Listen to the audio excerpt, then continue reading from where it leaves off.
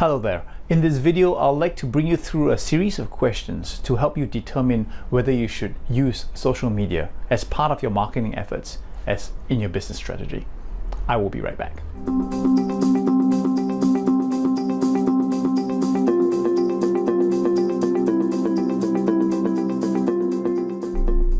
Welcome back. My name is Raymond Huan, and if you're interested in business, you own your own business, or you're just looking for tips on how to run your business a little bit better, I encourage you to subscribe to my channel by clicking on the subscribe button right now. The question of using social media for small businesses has shifted from whether a small business should be on social media to how can a business take advantage of social media in order to grow their business.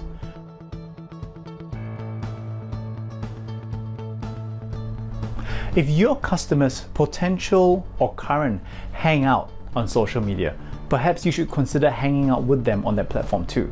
And if you find that your competitors are hanging out or having a presence in social media and are successful at that, then you may want to consider looking into what they do and why do they do it. The greater the opportunity for your customers or potential prospective customers to be aware of your presence in that particular platform, the greater the chances that they will think of you when they want to purchase a product that you happen to sell. The most significant reason why you should be on social media is because your customers are there and are very comfortable navigating through that platform. According to the Australian Bureau of Statistics, as of August 2017, 7 in 10 Australians use Facebook. 1 in 2 Australians use Facebook on a daily basis. Australians aged 24 to 55 are more likely to be on Facebook than any other Australians from other age brackets. The 24 to 39 bracket has 6.1 million users, while the ages of 40 to 55 age bracket has 4.1 million users. This is followed closely by the age bracket of 18 to 25 with 3.5 million users.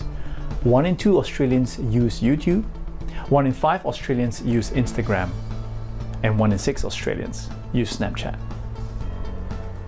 We are a very socially media driven generation. However, before you go into social media fully invested, please note that each business is different and different customers behave differently. So the first thing you need to ascertain is how many of your customers are actually on social media and what do they do when they are there. Is your presence, your company presence in that particular platform going to encourage them to look at you favorably? For example, if you had a business manufacturing screws for electronic equipment, let's just say that you do. Work with me here. Your clients will not be looking for you in some of the platforms like Twitter and Instagram because you manufacture screws for electronic equipment. Your clients would be businesses who would hang out in different areas. Although this is an extreme example of a business that manufactures something that is very niche, you need to determine what your business is all about, who your clients and customers are, and when they hang out on a particular platform, are they thinking about you? Do they want to think about you? So it is important that you identify your customers, where they hang out, and whether interacting or exposing your business brand to them on those selected platforms actually provide a positive impression to your brand or negative impression to your brand.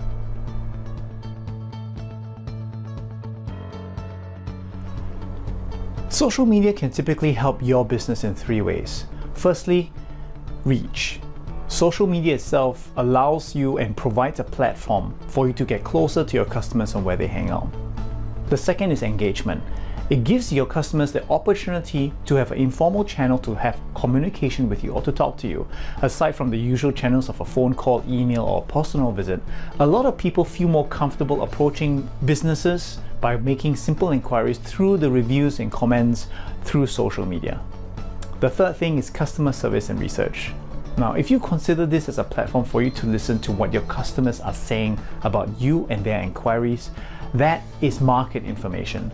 There's nothing wrong with you posting out questions yourself to ask your potential customers what would they like to see in the next revision of, let's say, your product, or how can you improve. Now, when you post something like that, you have to be prepared to get some negative feedback along, but that is great market research. So the question is, should you invest in social media? Well, that depends. What do you want out of it? Do you want to sell something? Do you want to educate your potential customers? Or do you just want to create awareness for your brand? When you understand what you want to get out of social media, you will then be able to identify the various platforms that are available in the market and what it can do for your business and whether it would meet your business objectives. You will need to look at how you're going to approach them and present your business in a way that your existing and potential customers would see your business and your branding, and the impression that they will get will be consistent to what you intend it to be.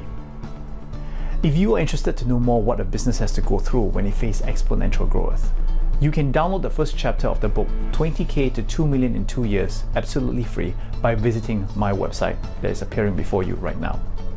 The chapter talks about the differences between a good and a great business and puts out questions that makes you consider how you can turn your business from good to great.